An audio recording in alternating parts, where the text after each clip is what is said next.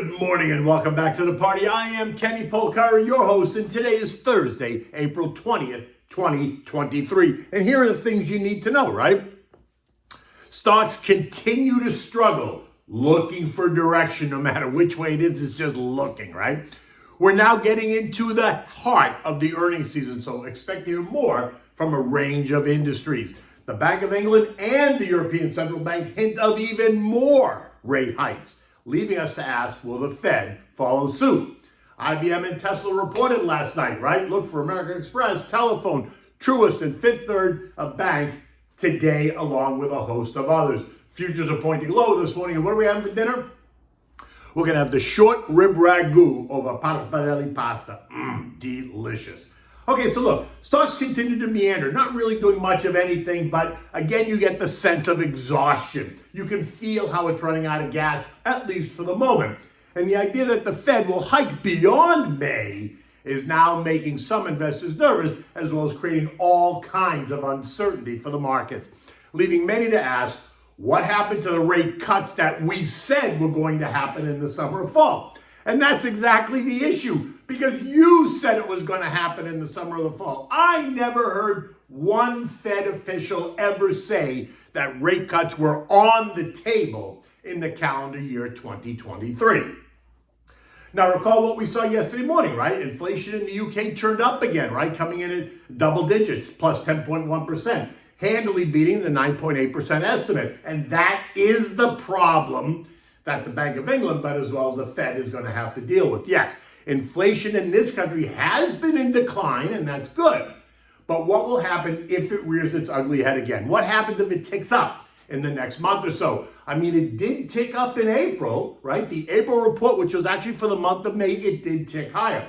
CPI ex food and energy year over year came in at plus 5.6%, above the February read of 5.5. Now, CPI ex food and energy is considered, it's called the core CPI, and it's considered the most valuable metric because it eliminates the volatile food and energy sectors. And a rise in this metric tells us that inflation is remaining sticky. And if you've been paying attention to the most recent commentary coming out of the different Fed heads, you would have heard the same message. Just saying. At 2 p.m. yesterday, the Fed released their beige book. Now, for those of you who are unaware what this data point is, it is a report published 8 times a year from each of the 12 Federal Reserve banks. They gather this anecdotal information on the current economic conditions in each district, and then they bring it together. The 12 districts, in case you don't know: Boston, New York, Philly, Cleveland, Richmond, Atlanta, Chicago, St. Louis, Minneapolis, Kansas City, Dallas, and San Francisco. And what did we learn? Well, New York Fed President Johnny Williams told us that the economy is stalling, that there is less access to credit. Inflation is slowing, but the ongoing price gains remain too high. The message? Expect more rate hikes. Fed fund futures are now pricing in an 83% chance of that May hike, right? That's up from 65% last week and 25% last month. In the end, inflation is just not going to go away on its own, right? It needs to be broken. And the question is, does the Fed have the resolve to break it? And by all accounts, it appears as if they do, because the latest narrative calls for a hike in May and a possible hike in June, reminding you that no one on the Fed is suggesting a rate cut anytime this year. Now, while some FOMC members have suggested a May rate hike and a pause, others have a different opinion. And so it leaves investors and the algos kind of on the edge of their seats. At 4 p.m. yesterday, the Dow was down 80, the S&P was flat, the Nasdaq gained 4.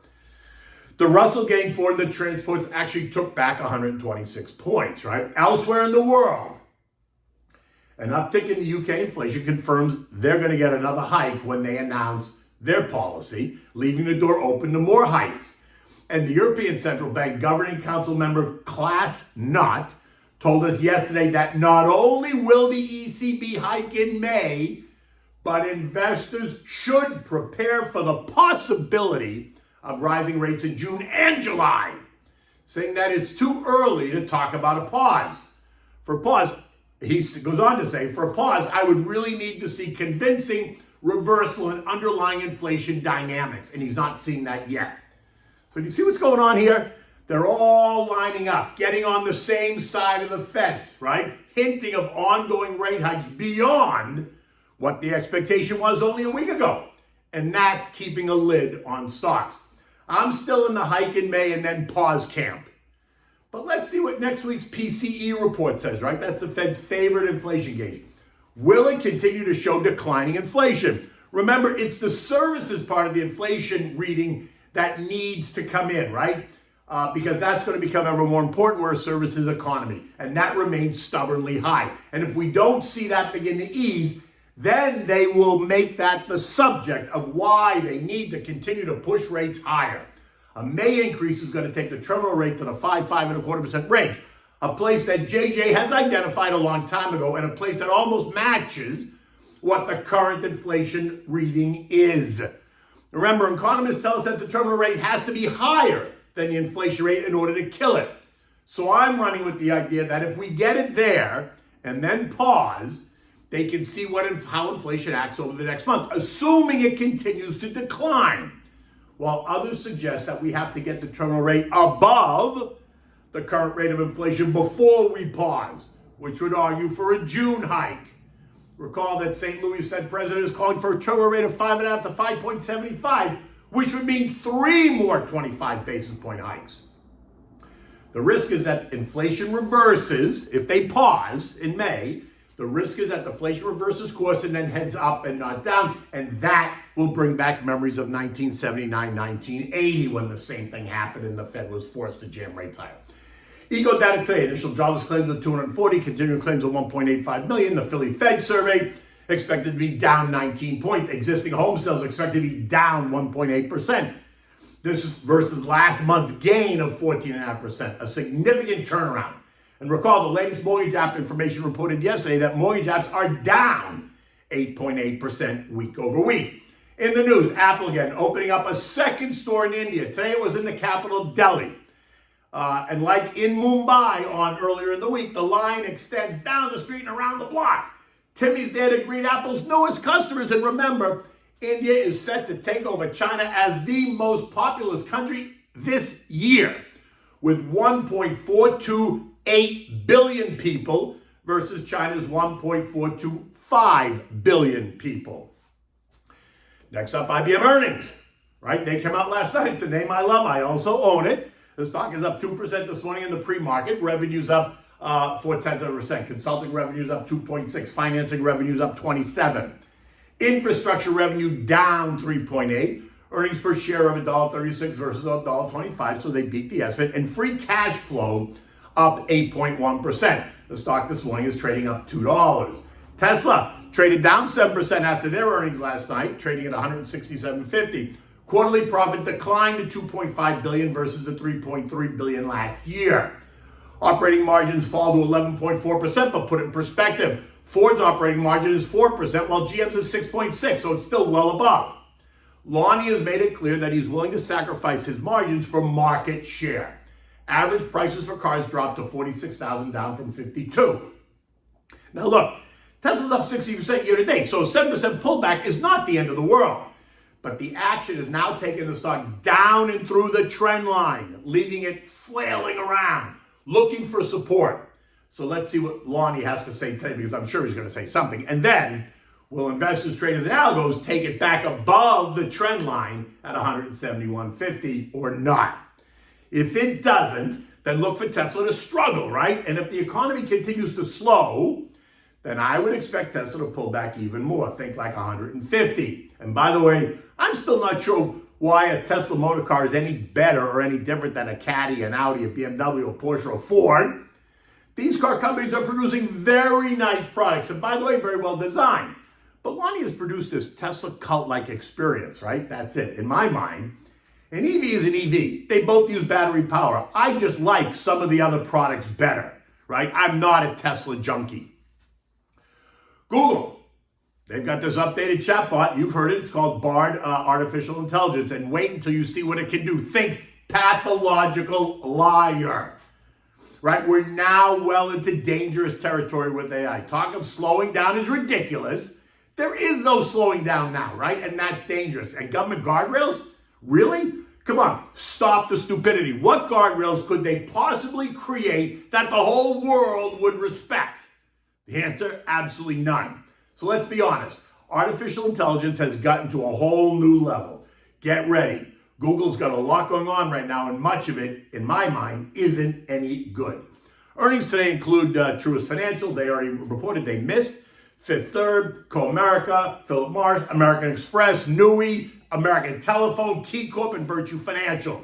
The dollar index is churning in line. Oil remains under a bit of pressure today. The story is once again demand destruction with a slowing global economy. Crude stockpiles fell by 4.6 million barrels, much more than the analyst estimates, right? Which would actually be positive.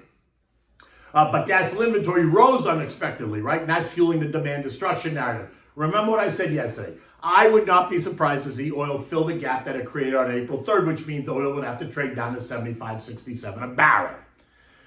Gold is rallying back hard after falling hard, right? Yesterday traded down as low as $19.80 before ending the day in 2007. This morning it's up $8 at 2015 as the dollar index just kind of churns. Remember, higher rates and a stronger dollar would not help gold. But pausing on rates or cutting rates certainly would. I don't think we're cutting, but I think we're pausing. U.S. futures this morning are down. Dow futures down 150, S&P's down 30, NASDAQ down 130, the Russell's down 20. Nothing really new. Earnings and confusion over Fed policy, right? That's going to weigh on the markets as well as this debt ceiling talk, but I think that's still a ways away. We remain in the 3,800, 4,200 trading range, so just sit tight and watch for the individual opportunities.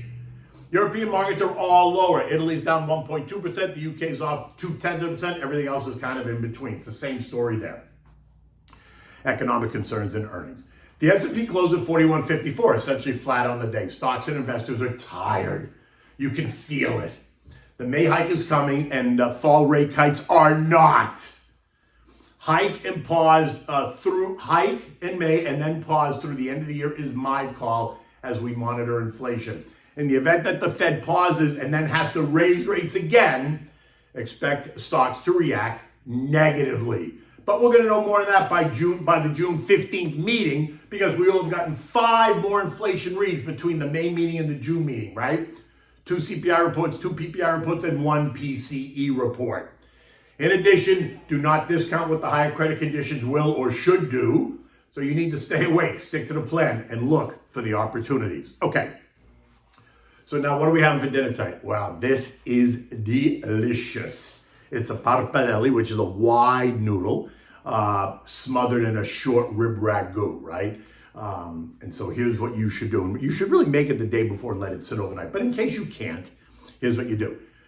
You need about 10 3/4 of an inch bone-in short ribs, right? Beef short ribs. You need kosher salt, pepper. You need olive oil. You need 2 medium carrots chopped, a medium onion chopped. You need 3 or 4 chopped cloves of garlic, thick, big cloves. You need 3 ounces of tomato paste, 2 cups of Chianti, 1 28-ounce can of crushed plum tomatoes, not puree. You need a bay leaf, you need 2 tablespoons of fresh thyme, and you need the pound of Pappardelle pasta, and always fresh grated Parmigiano cheese. Now, this does take time to prepare, and like I said, in fact, you should make the short rib ragu the day before, and then refrigerate it overnight, right, in order for it to get its full flavor, right, as it marinates overnight. But in case you don't, you want to preheat your oven at 325 degrees. Get that ready. You want to rinse and pat dry the short ribs, right? Season them with the kosher salt and black pepper on all sides, and then just set them aside. In a large pot, you're going to heat up some olive oil. Once the oil is nice and hot, you're going to add the ribs to the pot and sear them on all sides, right? You're going to have to do this in batches. Don't crowd the pan. Short ribs take about 10 minutes or so to sear them on all sides and get them nice and crusty. After you're done, remove them and set them aside just in a plate and repeat the process until you're done. Now, once you're done, you've got no more short ribs in this pan, but you've got the oil in there. Now you're going to turn the heat to medium-low. You're going to add the carrots and the onions. You're going to saute that in the beef fat until they're very soft, maybe 10 or 15 minutes. Then you're going to add the chopped garlic. You're going to cook for a couple more minutes.